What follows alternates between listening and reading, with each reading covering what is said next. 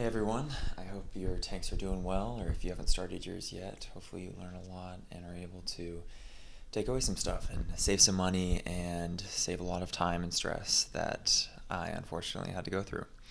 But initially, starting off a tank, there's a lot of things to think about, and no matter how many videos you watch on here or talk to people, like I have a really good friend who had been in it for 3 years, and it's just impossible to know all of the things and the ins and outs of this hobby before you actually get into it and experience it. But I hope this video can save you a lot of money and a lot of time. And so initially I want to bring up the idea of a tank and what you're looking at and kind of the differences between it real quick. So I have a 85-gallon tank behind me. I'll show you it at the end of the video, the full thing. And then I have a 30-gallon sump that's filled up halfway, so the water volume is about 100 gallons. And the reason why I bought this is because I wanted to do it and make money and be able to take up the space with corals and be able to aquaculture them and sell them. But if you aren't trying to do that and if you're just trying to do it for just for fun, I would definitely recommend going a smaller size, because as you go up, everything gets more expensive. But there is a middle ground, and I would say that's right around 45 gallons.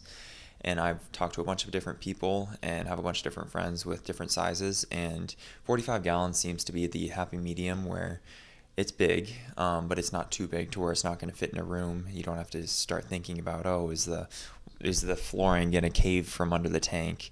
If it floods the house, am I going to be like dirt poor fixing everything?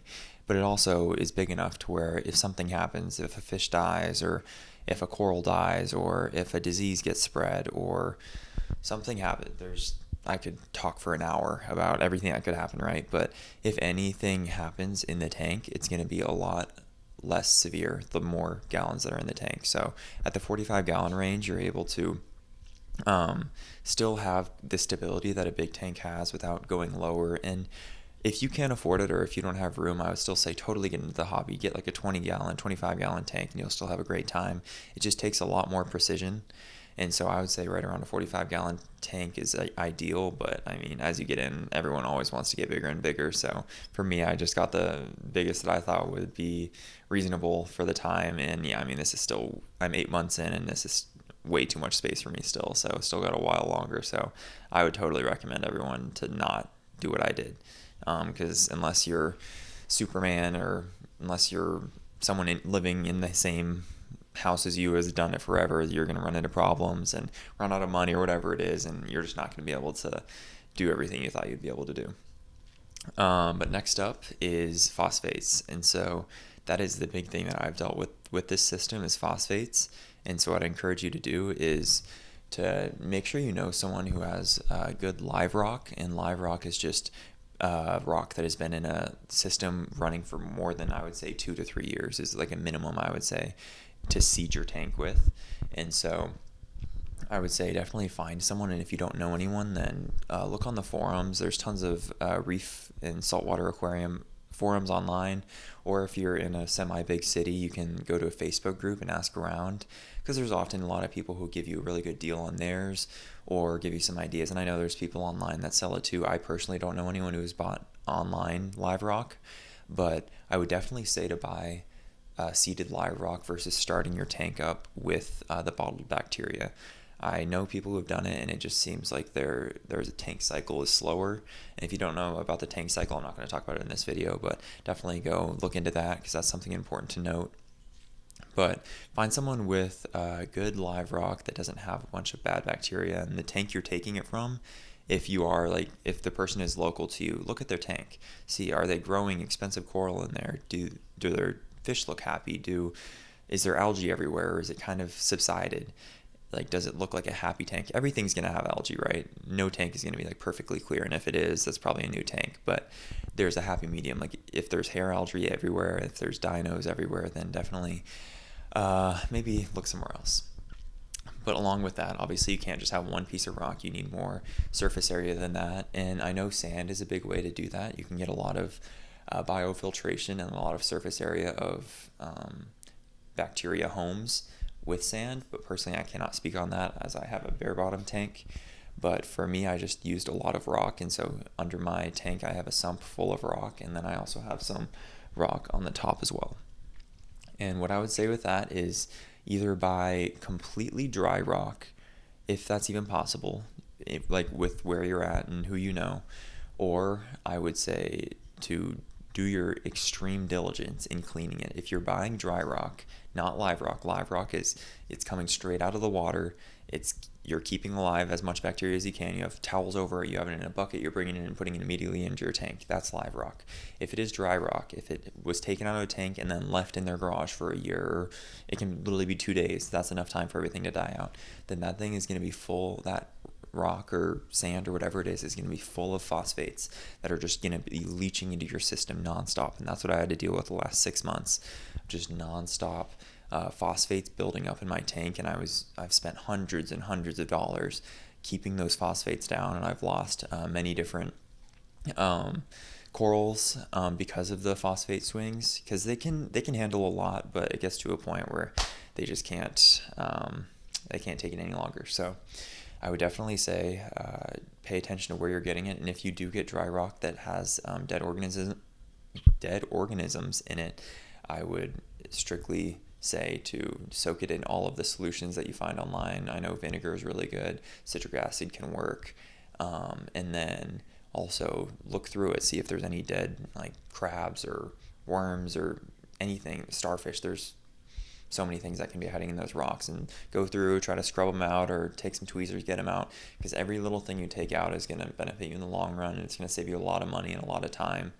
And money's a thing, right? Like, oh, it sucks, but like even if you have a lot of money, the time it takes to constantly be pulling out your test kit to see what's changed every day, and then the corals that are not going to be happy in the high phosphates.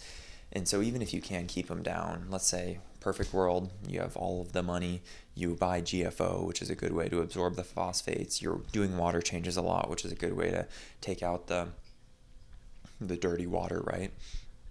Even in that perfect world, you're still going to be taking a lot more time than you would have liked. I promise you that. And it's not fun. It's not fun trying to fix a part of your water chemistry that you don't care about, that you just want pretty corals or you just want cool fish, right? It's an annoying thing that you have to deal with. And so I would say definitely make sure your rock is clean if it's dry rock. And if it's not, just expect that it's going to be leaching all of the dead organisms for a good time. For me, it was about 6 months, and now I'm finally getting under control. But that was probably the biggest problem I've dealt with. Second off, kind of circling back to the tanks, I would definitely encourage you guys to do your due diligence and be asking him questions, or him or her, whoever you're buying the tank from. If you're buying it new, great, ignore this part of the video. But if you're buying a used tank, which I would highly recommend for how much money you save, make sure that it has been taken care of. Check the seals on it. Check to see if they have a bunch of like cuts in them from them like cleaning the glass, or maybe they have like rocks up against them. Like if the silicone is really beat up on the seals, you definitely either want to get the tank resealed or just move on and find a different tank, because if the tank was neglected, you're not gonna want to put that in your house and fill it up with water and leave on a vacation or leave to go to work or go to sleep at night. And I'm being pretty dramatic, right? There's probably like a 50-50 shot if it's neglected that it'll be fine, but in the off chance it's not, you're going to be killing fish, you're going to be killing coral, you're going to have a mess in the room that it's in. And so I would highly recommend, if you're going to get a tank, just make sure it hasn't been running for over like 3 years if you're not going to get it resealed. And if you are going to get it resealed, then just make sure the glass is good, the acrylic is good, whatever it is. If it's acrylic, you don't need to get it resealed, obviously. But if you're getting a glass tank, make sure that it was taken care of. And then personally, my tank is rimless, so there's a lot more pressure on the seals. And so I unfortunately did deal with a leak, and it could have happened from so many different things. Maybe the moving, maybe there was a rock put up against it with the last owner, because I think it had the tank brand new, and he had it for about 3 years. But also, if you want to be safe, you can get a rimmed tank. So it'll have a brace on the top and the bottom, and that will take a lot of the pressure off of the silicone seals, which will be more safe and give you more peace of mind. Next up, I would say definitely pay attention to the fish you're buying. If you're wanting to just straight do coral, you want cool coral, but unfortunately you need fish for the phosphates and the nitrates, then I would definitely say to pay attention and do your research. I know for me, I bought damsels first, which was a bad idea. unless you only want one small fish, I would highly recommend to not get damsels. Put them in last because they are very aggressive, and if any other fish is getting near their territory, they're going to chase them around the tank and beat them up all day long. So I would definitely say if you want kind of similar sized fish to damsels, I would get all of them first. And there's other fish that are aggressive, obviously, but I know chromies are very peaceful, and they're a schooling fish, so they'll swim around the tank together in groups. Those are really cool. And then, but right now I have yellow damselfish that I put in last. I had 2 blue damsels that I got rid of, but I have 2 tangfish and 3 damselfish, and I started off with 4 tangs. And so another tip is don't buy 2 of the same tangs. I've known people who it worked for, but unfortunately for me it didn't. I've got my 4 tangs. I got 2 purple tangs, which are more of the expensive ones, unfortunately. And they just never got along. This one, the tang that's in here now, the purple tang, super mean and would just nonstop bully him no matter what he was doing. Like, he would stay at the farthest side of the tank and you would just swim over to him and beat him up. And eventually he jumped out of the tank, unfortunately, and died. And then next up, I would make sure that the fish you're buying are quarantined. I would highly, highly, highly recommend against buying fish from other people's tanks unless you're extremely sure that they're not sick and he doesn't have any sickness in the tank, and that they potentially were quarantined before being put in the tank, because a lot of times fish in the tanks can be acclimated to the disease that's in the tank. They just kind of build up an immunity after a while. But any tank that you bring that fish has a immunity built up to the disease, the fish is going to bring that disease to wherever it's put.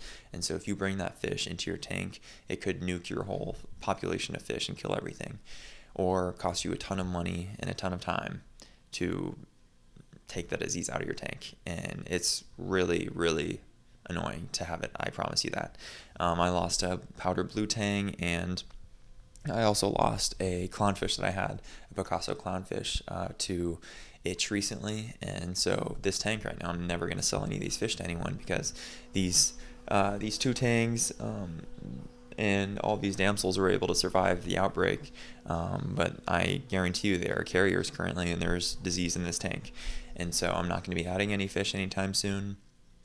And I'm also not going to be giving these fish to anyone, because I don't want to risk anyone's tank for that.